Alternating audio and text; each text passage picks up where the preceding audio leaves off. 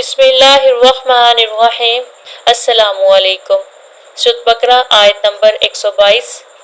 या बनी इसराइला, ए बनी इसराइल, उस्कुरू, याद करो, नेमती, मेरी नेमत को, अल्लती, जो अनअमतु, मैंने इनाम की, अलैकुम, तुम पर।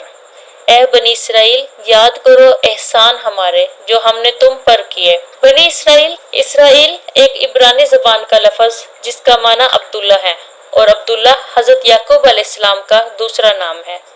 अब्दुल्ला का मतलब अल्लाह का बंदा। आयत के शुरू में ही अल्लाह ने हज़रत याकूब अलैहिस्सलाम का दूसरा नाम इस्तेमाल फरमाया। इसमें अल्लाह की हिकमत है कि खुद अपने लक़ब और नाम ही से उनको मालूम हो जाए कि हम अब्दुल्ला यानी अल्लाह की इबादत गुजार बंदे की औलाद हैं। और दूसरा, उन्हें मुखातिब करना इस नाम से ये भी याद दिलाना था कि तुम्हें अपना एजाज मालूम हो कि तुम नबी की औलाद हो। कुरान पाक में अल्लाह ने कई जगह इस नाम का इस्तेमाल फरमाया और उन्हें इस नाम से मुखातिब करके तंबीह की कि तुम अपनी हरकतों से बाज आ जाओ। जिस चीज़ का तुम्हें हुक्म दिया जा रहा है उसे ठीक ठीक पूरा करो, उस पर ईमान लाओ, सरकशी मत करो। लेकिन इन सब के बावजूद उनकी सरकशी और तकब्बुर में इजाफा होता गया। उन्हें यह भी तकब्बुर था कि अल्लाह ने हमारी नस्ल में कई अंबिया को पैदा फरमाया। शायद इसी वजह से अल्लाह ने हजूर अकरम सल्लल्लाहु अलैहि वसल्लम जो आखिरी नबी थे उनकी नस्ल से नहीं पैदा फरमाए बल्कि हजरत इस्माइल अलैहिस्सलाम की नस्ल से पैदा। तो नेमती, मेरी नेमत को याद करो जो मैंने तुम पर नेमतें की, जो एहसान हमने तुम पर किए उनको याद करो। बनी इसराइल पर अल्लाह की कौन सी नेमत है? जब उनकी सरकशी बढ़ती गई तो उनकी हदायत के लिए हज़रत मूसा अलैहिस्सलाम को भेजा, उन्हें फिरौन जैसे जालिम से बचाया, उससे निजात दी। बनी इसराइल के लिए चलते दरिया से अल्लाह ने रास्ता बनाया और इसी रास्ते पर फिरौन को उसके लश्कर समेत दरिया में डुबो दिया। फिर उनके लिए मनो सलवा उतारा, फिर उनके पीने के लिए पानी का बंदोबस्त फरमाया।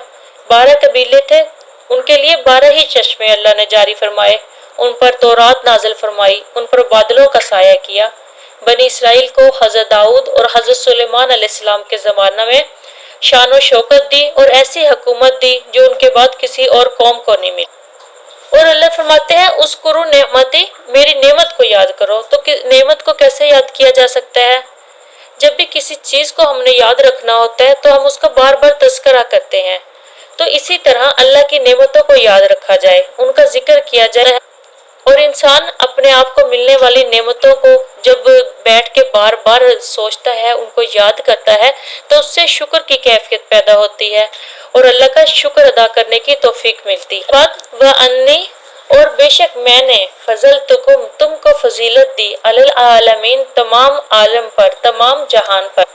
अल्लाह ने बनी इसराइल को मखसूस किया था कि वो खुद भी ईमान लाए और अल्लाह की इताअत करें, दूसरों को भी तबलीग करें।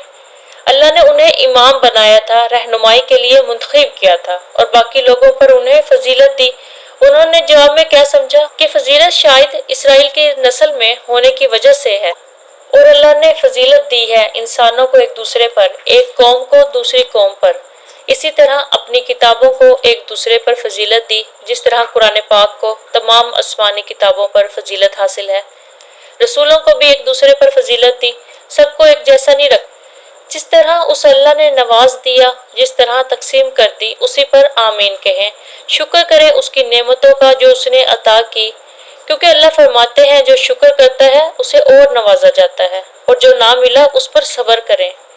किसी दूसरे की नेमत को देखकर हसद में मुब्तला ना हो, जिसके बारे में फरमाया गया हसद नेकियों को इस तरह खा जाता है जिस तरह आग लकड़ियों को खा जाती है। जवाब में हमारा क्या रवैया होता है? नेमत मिलती है तो तकब्बुर में मुब्तला हो जाते हैं, जैसे इस पर हक सिर्फ हमारा ही था, ये चीज़ तो बनी ही हमारे लिए थी।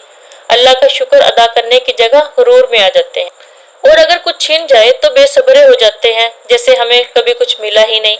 अल्लाह से नाराज होकर गिले शिकवे शुरू कर देते हैं।